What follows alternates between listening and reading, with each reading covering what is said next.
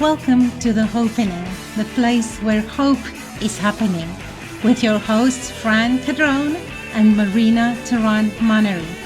For more information about Fran and Marina, or to apply to be a guest on the show, please go to our website www.hopenning.com. The Hopenning is for informal purposes only and is based on the research of your hosts, Fran and Marina. They, as well as their guests, are not responsible for any losses, damages, or liabilities that may arise from this podcast, which is not intended to replace any professional medical advice or care by medical professionals you are currently utilizing. Hello, everyone, and welcome to the Hopenning.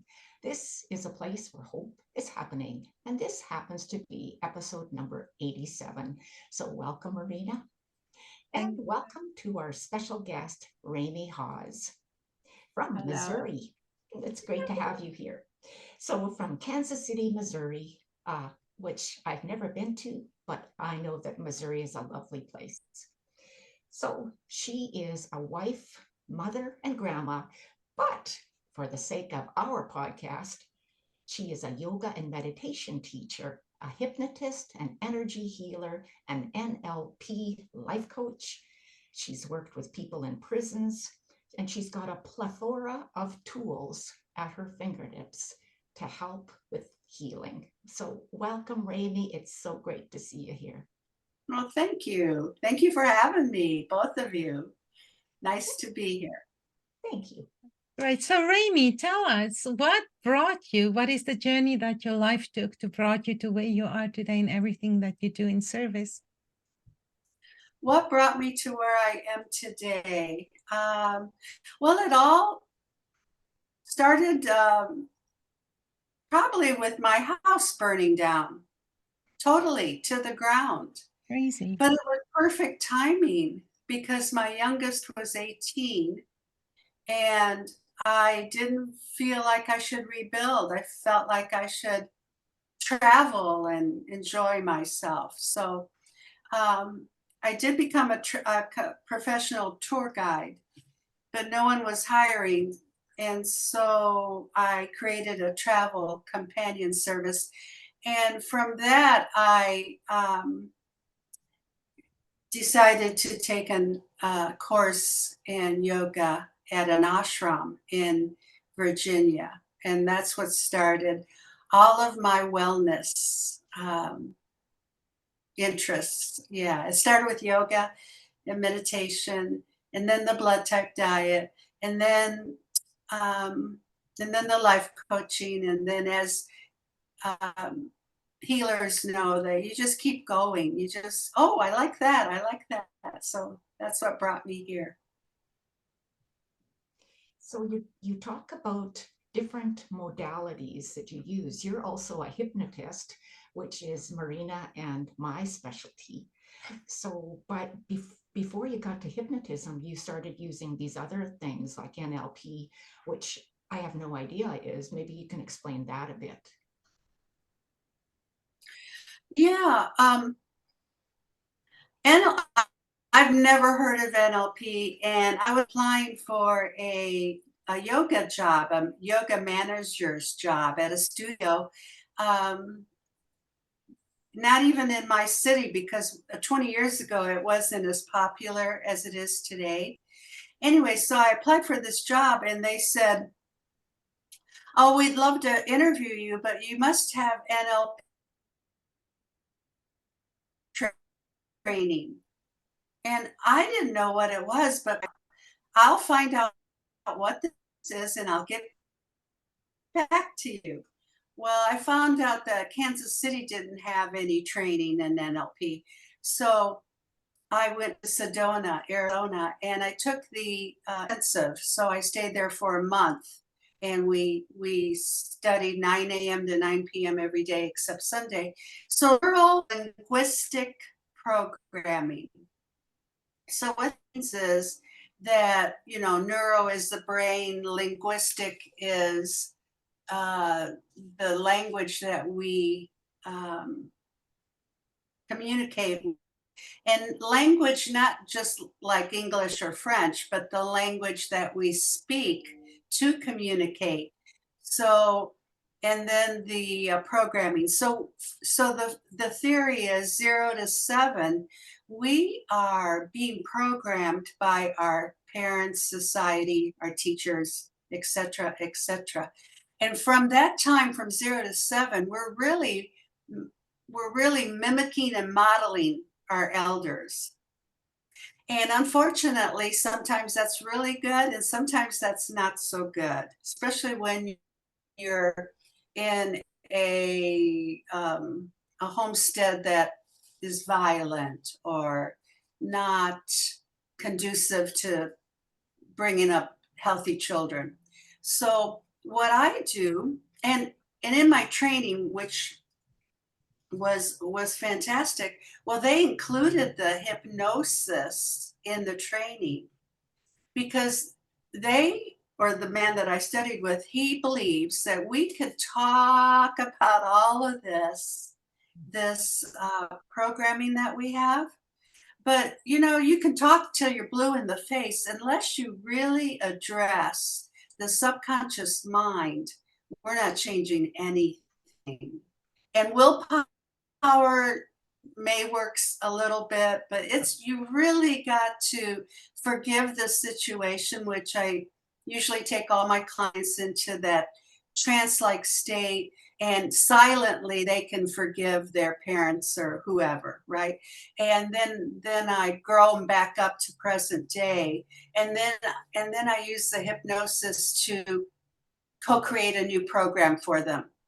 For instance, if they thought they were worthless, that's common among women. I'm not worthy. And I tell her it's nonsense. It's just nonsense. I am so sorry you had to adopt that mindset because it's not true. And so then I'll use the hypnosis, and we've already talked about it, my client and I, so it's no surprise. And so I'll hypnotize them, and then I'll tell them they're amazing. They are God's gift to humanity. They have gifts, they have talents. They just don't know, or they do know and they're coming into it because now they have permission to shine. Because before they didn't, because they were told all their life that they would never grow up to be anything and all that nonsense. It's nonsense is how I view it. And so that's what neuro-linguistic programming is. So I'm very grateful that not only did I learn how to find these old programs, but then to hypnotize them. And then with this training came energy healing, because the man who created all this believes sometimes energy healing will address the parts that I don't even know, or even the client doesn't even know. So we're leaving it up to your higher self, God, Buddha, Jesus, whatever you call your divine. And so that takes care of most everyone. We get them, I get them some way, either energetically or hypnotically or with forgiveness. But they usually walk out feeling better than when they came in. Yeah, as you were speaking and talking about all the different things that we tend to do, those of us that are healers, right? We just keep on collecting the tools. I think of a master carpenter. A master carpenter never goes in to build a building with only a hammer. And every situation is different. So if we can use skill sets in different ways, whether it's the yoga, whether it's the energy healing, the NLP, there's so much good stuff out there. And it's like you said, the higher self in us as well finds the tool that client needs at that particular moment. So yeah, very true. Sometimes I will sit with a new client in my office, and as they're talking, I am listening. And I do sometimes say to myself, oh my God, I have no idea how I'm going to help this person. No idea, right? And then I'll let it go and I relax, and then boom, something comes in. Oh, I know what I'm going to do, and I'll stop them. Okay, I know. And they It's think maybe, interesting, Ramie. We just had this conversation minutes ago. How we get into that situation frequently. yeah, just, I don't know what I'm going to do. Oh my God, and then something comes in, Yeah. and I love it. And every client I see, I teach meditation, because I know for a fact that everyone is so stressed out. I mean, so if you could learn meditation, that's the easy part. The hard part is applying it every day. And so I sometimes record the instructions for them so they can follow it along every day. And if they do that and come back, it's so beautiful, because they're a little calmer, a little less stressed. So, Ramie, So, tell me about your involvement in prisons. oh, my work in prisons. I was reading a paper and it said arts in prisons. And I thought, arts in prisons? Wow, what could that be? And as I read, this prison in Kansas, which is right over the border, said that they taught them manners and how to set the table, and how to speak to one another. And they had plays and they had singing groups. And I was like, sign me up. And so I applied, and she said, what would you do? And I said, well, I teach yoga and meditation. So I signed up, and it was all men. Oh my God, I was so nervous because it was all men. And what was funny was, when the first day I walked in, they gave me a room, and it was crowded, very crowded.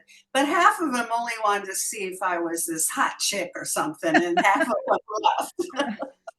And then I had my core group, and they stuck with me for 3 years. I don't know who got more out of it, they or I. I lit up every single time I walked out of that facility, knowing that I helped in some way. I helped in some way. It was beautiful experience. Yeah. Well, that's So beautiful what to did hear. you, yeah, what did you do with the men in the prisons? Like, what was the modality you used with them, the men? Yoga. Okay. Yeah. Yeah. Yeah. And yeah, they gave me a room, and every time I came there, this one guy in particular would meet me and walk me to the class. And then the classroom was closed, but there was a window so I could look out. And this one gentleman pretty much took over. I think I reminded him of his mom, and Oh, he just was really careful, because in the 3 years that I was there, no one was disrespectful except one person, and he got escorted out of the room quickly by this gentleman, because it was inappropriate. And so I felt secure, and I felt good. Yeah, yoga and meditation. So that's what I taught him. you So for sure. Sorry, Fran, I keep interrupting you. go ahead. Go ahead. So, okay, so my question, because I have a close friend who's a yoga instructor, and Mhm. knowing what we know about energy blocks and how the muscles and the energy gets blocked within the muscle or within the body somewhere, and expresses itself as some type of a pain, or maybe an inflexibility or something. And so I don't know if this would be, but I know that at some of her classes, she says that there are women that will start crying no matter what class it is. There will be energy released in the form of that emotion, just and it's not from pain, it's from some emotional block that gets released. So did you find that at all within your career Oh, as yoga? Um, Nuts, you know who did you when I first trained in yoga, we did it every morning for a month, right? But that first week, Monday through Saturday, I cried. I cried every day. What was amazing was no one asked me anything. No one said, "What's wrong? Can I help you?" Nope. They just let me cry because it was an emotional release for me. I had no idea that I had so much repression in my life. I'm not surprised now, but I just kept holding it in, holding it in, holding it in. And then when the physical started, it was just, I cried every day. So no one in my classes have cried. Uh, but I did. Yeah, and it felt very good by the end of the week. I just had a lot to cry about, but it felt good. They held space for me. In yoga, when you just allow people to react the way they do and with love, that's called holding space.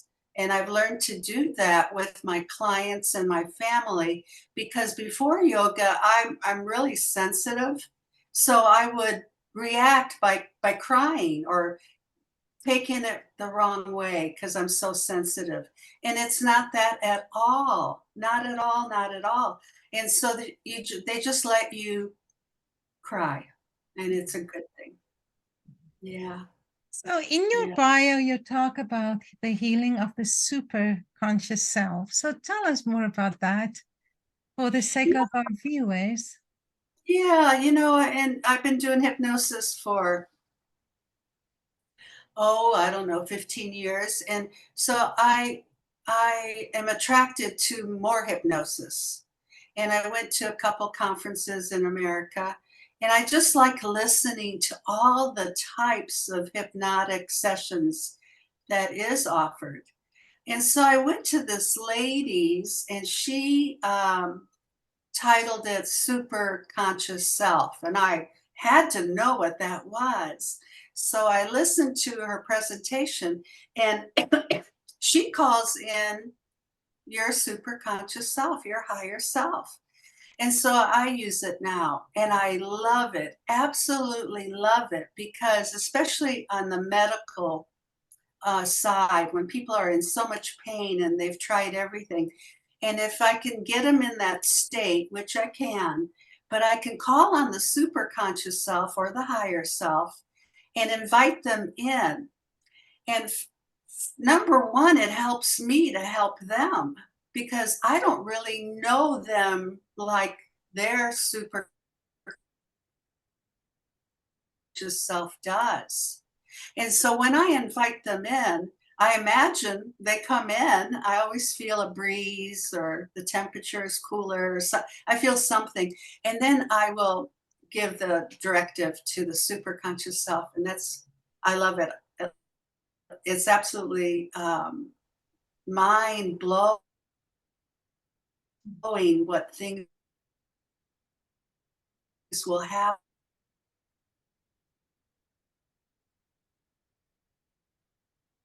I mean, some people have, because the superconscious, we don't think about too much. At least I don't, but I do in sessions. So that's what that's about. So the super conscious self. Yes. Can you explain that, please, for like in your definition of super conscious self? What does that mean? Well, I'll break it down the way I understand it. Okay, we have the conscious self, which is right here, right now. We have the subconscious self, and that's that's below if we're going to do a scale. Conscious self is here, subconscious is lower, superconscious self is higher. And in my understanding, it's the part of you that is connected to God or Buddha or Jesus or whatever, or a tree, whatever you call. But that's the part of you that you may not even know you have, but everyone does have one, because we're all connected, whether we know it or not, or feel it or not, but we are. And that part is the higher consciousness that I think we're all wanting to meet or talk to or visit, or just have that good feeling, because it's a connection of the heart. And when you drop down into the heart, it's a whole different ballgame than listening to your head. And the heart, it never lies. And so when I invite the superconscious self, it helps them, guide them to what is exactly needed. And once they accept that they do have a higher self, superconscious self, you can call it what you want, but it allows them to soften and be in that stillness. And in that stillness is where the healing happens. You have to be in the moment, and you have to be still, and you have to allow that gift that you already are. Everyone is a gift. Everyone is divine. And we just are clearing the path, so to speak, to realize it. And I am, and I'm sure you are, and Marina is. We're just making way for them to realize that they are amazing. We just got the wrong program. We just got the wrong story. We just inherit, and lineage comes in. I mean, you know, your lineage, my lineage. I mean, so many things we adopted or we took on that's not even ours. And so once you find that, program that doesn't serve you anymore, that's why it's a really good thing to go visit a life coach or a hypnotist, because they can help you. They really, really can. It's not therapy, but it is therapeutic, if that makes sense. Because you know, a lot of people don't even know until they come and see me that, oh, I didn't know I can't change that, because you keep telling, you know, it's like I tell some people, if you keep telling yourself I'm broke, you're broke. You're telling the universe you're broke. Hello, stop it. You know, you have to be aware of what you're saying to yourself. And that's where it starts, the inner talk. So the superconscious self is amazing. I use it almost all the time now because it helps me even more. So I absolutely love that. And I think that connection with that higher part of you, I think it's always there. I think most of our clients are always aware that there's a part of them that is lingering in the shadows, and that's been kind of the better version of themselves. And once you can connect them with that, and so that they can see themselves through that eyes, it's just life-changing. it is. It's so, I light up. I just love it. Sometimes I cry after a client leaves, because I think, oh, I just helped her, you know, change her perspective on herself, you know, just, and sometimes that's all it takes. Sometimes sometimes it takes, you know, 5, 6, 12 sessions, but who cares? You know, as long as we're keep progressing and seeing improvement. I love it. Yeah, I really like the way you explained that. You explained that really well, that it's like clearing the path, right? You know, it's a really good visual, because if you take that broom or you take that shovel and shovel off the snow or whatever it is that's covering up that path, and then they can see it's almost like a yellow brick road, right? Yeah. I mean, Dorothy had it right. You know, you're from Kansas? In Kansas, right? Yeah, well, close to Kansas, right? So you talk about the generational stuff. Is that what the timeline healing is about? Your Well, bio I mentions know. that. Timeline healing is, let's say you came in to see me and no matter what, you couldn't lose weight. Well, I'm not going to put you on a diet. I'm not going to do any of that. But timeline therapy, I will ask you, when's the first time that you can remember that you had a problem with food? And most people will know, and it's always when they're young, 0 to 7 again. And so maybe she used it for comfort. Maybe she used it to please herself. Maybe she had no outlet but food. So that's the reason I want to work with people who are overweight, because it's not about the food, it's about how you think about yourself. How do you react to certain things? And so I ask them also, like, what is your inner talk like after you've went on a food binge? Well, it's not very nice. And so we got to stop that right away. So what I always recommend is awareness. The minute you know you're going to go and eat a bag of chips, please stop. No, stop, take some breaths. And I teach tapping. Do you know what tapping is? The emotional freedom technique. It's on the body. It's like you're tapping your points. Right, these points right here is lungs, which is sadness. This is the perineum. This is the top of the head. Here it's the spleen. And I tell them, if you could do this tapping, the reason we tap on these points is because whatever we've been through, we do have cellular memories. We think we're over it because we don't think about it. We're not over it. We just stuffed it. And then they keep stuffing more and more and more and more until they're just so miserable. But if they start tapping, and you start at the side of the hand, and you do this round 2, 3, 4 times, you feel a shift. You feel like, oh my God, what just happened? I got goosebumps right now because I use tapping for sleep. But something changes in the body. It's like when I teach little kids, I tell them, you're like this little girl and you're hiding in a corner and you're so afraid and so shameful and you got these feelings and you don't know who to talk to and no one's safe.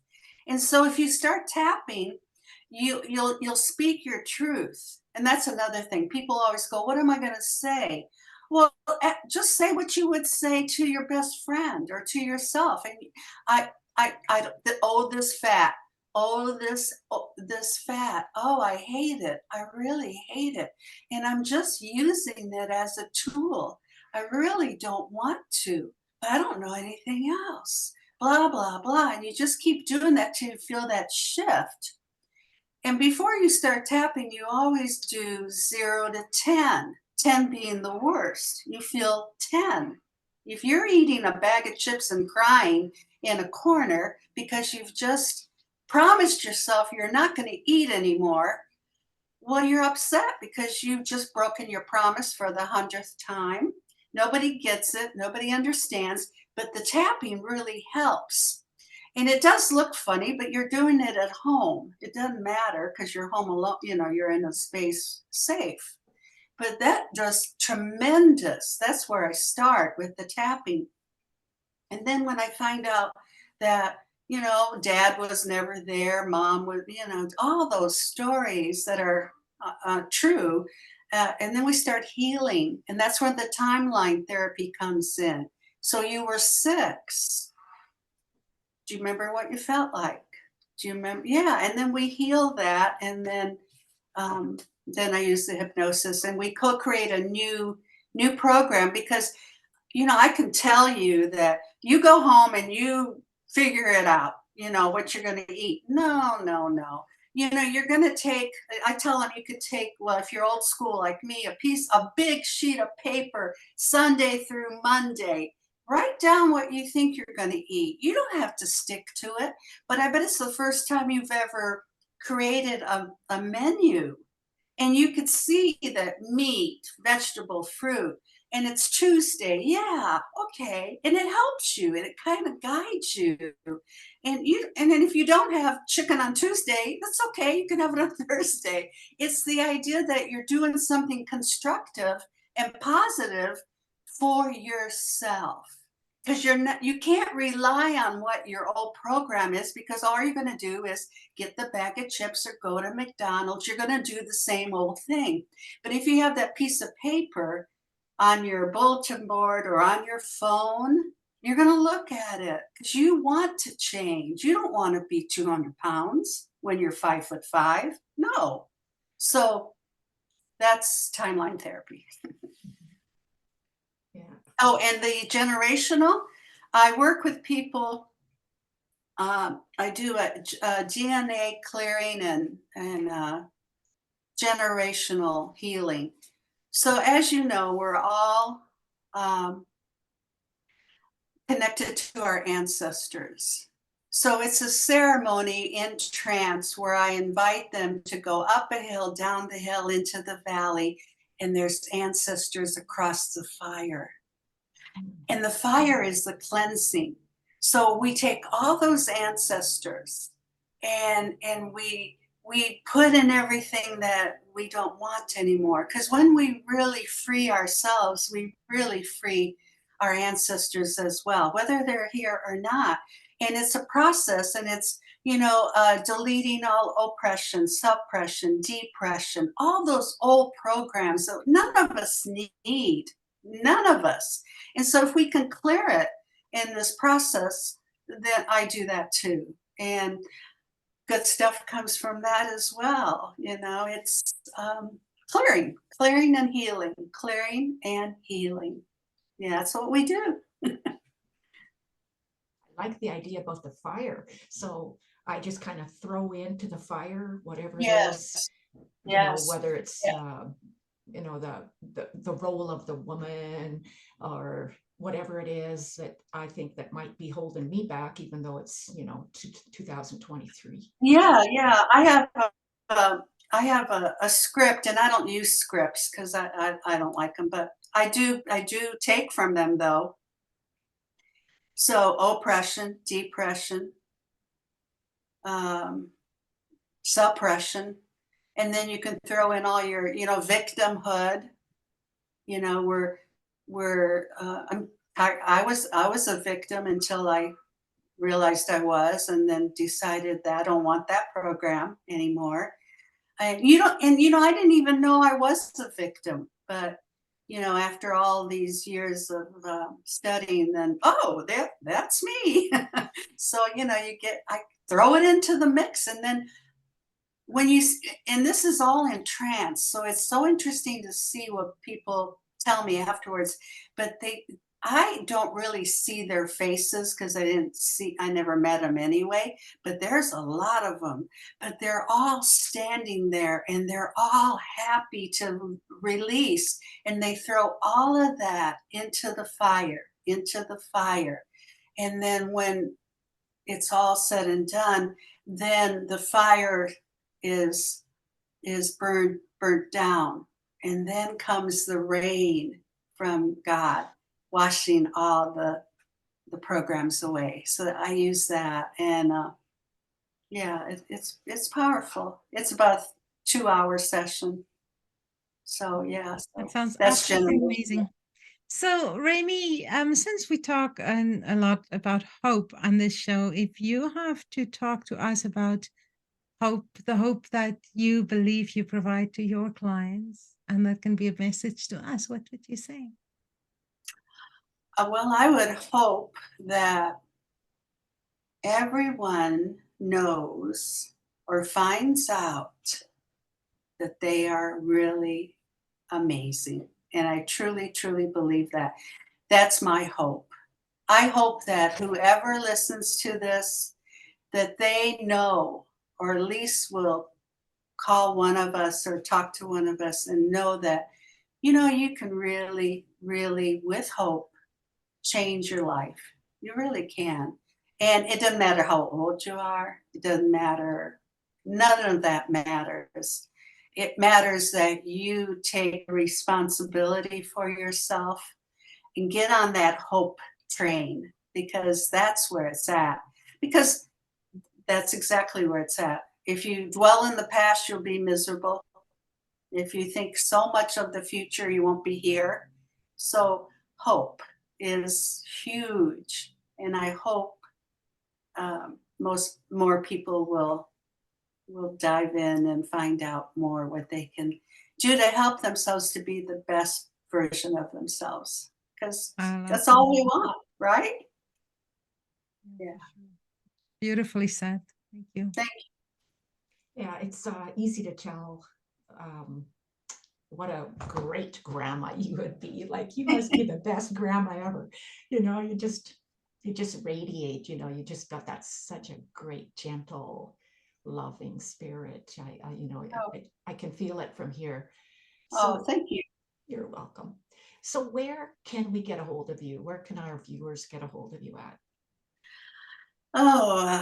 Well, they can get a hold of me at the kcwellnessclub.com. That's one place. That's where I work at a brick and mortar and teach my yoga classes. But online, they can just email me at my name, Ramie Haas at Yahoo. And how do you spell that? RAMIEHAAS as in Sam at Yahoo. So Awesome. Great. And Ramie, do you work only in person or do you work online as well? no, I only work in person right now, but I want to open